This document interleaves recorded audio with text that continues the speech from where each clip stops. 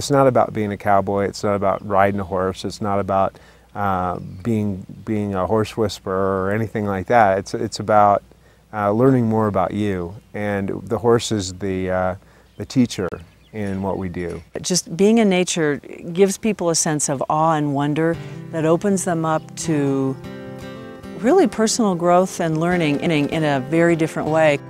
They have a chance to literally just go and meet the herd. We ask that they don't touch them so that they can have a sense of just the horse without any kind of a touch or feel, and we let them touch them afterwards. But we ask them to take their journals, because we give everybody a journal, and say just go to each horse and see if you get any kind of sense of that horse, any kind of messages. Now I know that sounds out there, and what it does is teach people to begin to trust their intuition even more.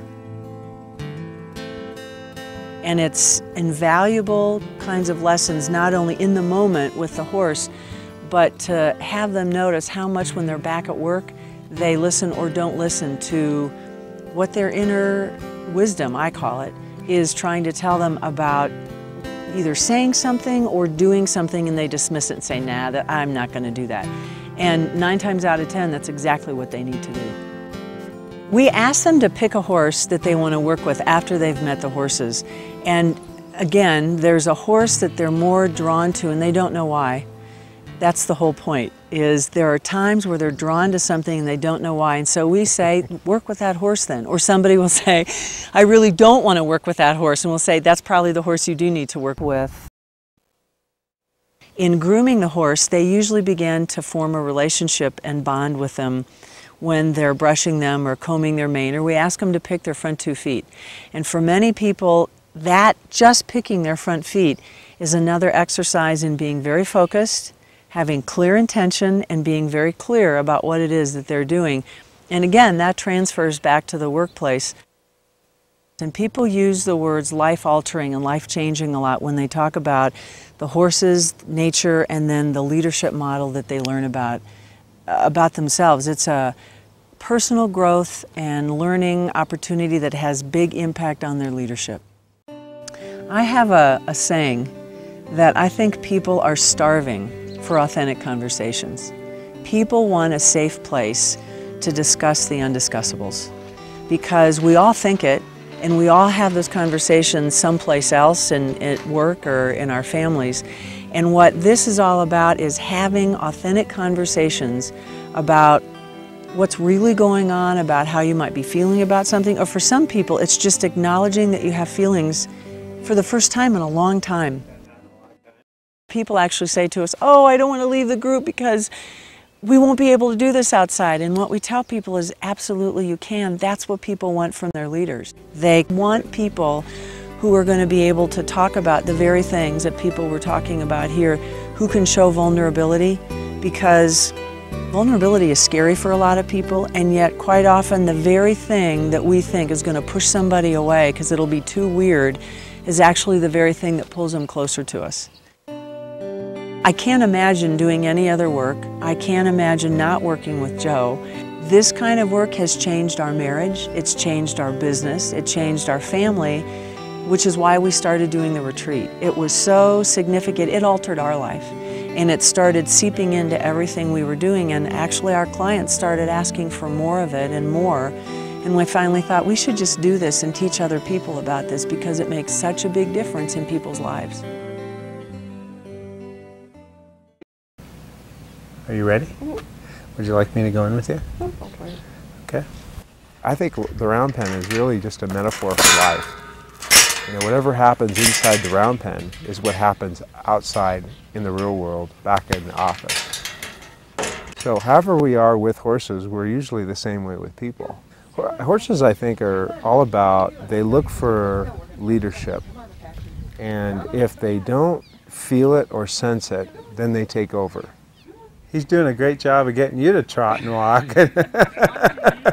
Now all you got to do is come into him. Because they're herd animals, they're looking for someone or something that would provide that direction for them. Energy in your right hand's coming out a little too much. Dial that back just a little bit. There you go. There you go. See that freed up his movement right away? And then once they have it, then they give it to you. If you're in that space of leadership and you feel enough self-confidence and enough surety, then they believe in you too. So you have your connection and you still have your goal, and so you accomplished everything you wanted to with connection. Breathe, breathe. There you go. Perfect. Perfect. And if you don't, they feel that, and then they take over and just kind of do their own thing. And you may end up kind of following them around, or they're in some of the exercises, they'll lunge you. Why don't you move out to the center of the tent? That's what he was saying. I was saying that.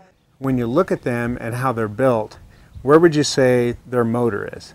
I really see my role as a person to help people begin to see behavioral situations with themselves where they're not either being clear or they may not have the right focus. How is he interpreting your intent? Scale of 1 to 10, 10 being like really high. You know, you're trying to get to a certain goal and it's just not happening. And that's when you have to go inside and say, what can I change in me that will help shift and get me to the goal that I want? Anytime you're dealing with somebody that tunes you out, stop. Actually back up. Walk away. Kind of regroup. They sense that either you're showing up or you're not. And especially around leadership, it's like, what kind of leader am I being? Bring your energy down, Stu. And breathe. There you go. Yeah, there you go. Good adjustment. Very good adjustment. Because people's development is something that I hold very important and very sacred, because they are trusting me a lot and they're vulnerable. And I want to be very careful, and I want to make sure that I don't violate that trust. I learned patience, which I don't have a lot of. I learned that how I react to a horse is kind of how I react every day. So it was a real good exercise for me to be in this round pen with the horse. And when I stepped out of it, I understood that how I was working with this horse and how I was interacting with him was how I was interacting with people too. I think connecting horses to the leadership aspect of what they can offer us. I've worked with horses as healers and in a therapeutic, clinical, mostly, settings. And so to really look at the capacity that horses have to teach us about both our strengths and our challenges as leaders, and our authenticity as leaders, was really wonderful. This is wonderful. I feel like I'm in the heart of God's country here. It is absolutely beautiful. It's peaceful. You get up, you turn around, there's mountains looking back at you. I think certainly when you look around and you look around at some of the beautiful places that we do our work, and I think it's real important because there are so many things that want our time in the outside world. And I think when you're in nature in that way, when you see the mountains and the beauty and all the wildlife, it makes you have an appreciation for life, an appreciation for some things other than just being your job title. People unplug themselves, and they find that when they're in nature, they begin to see things from a different perspective. They begin to access their own wisdom in ways that they can't when they have so much coming at them. And it's so few times that we actually take the time for us.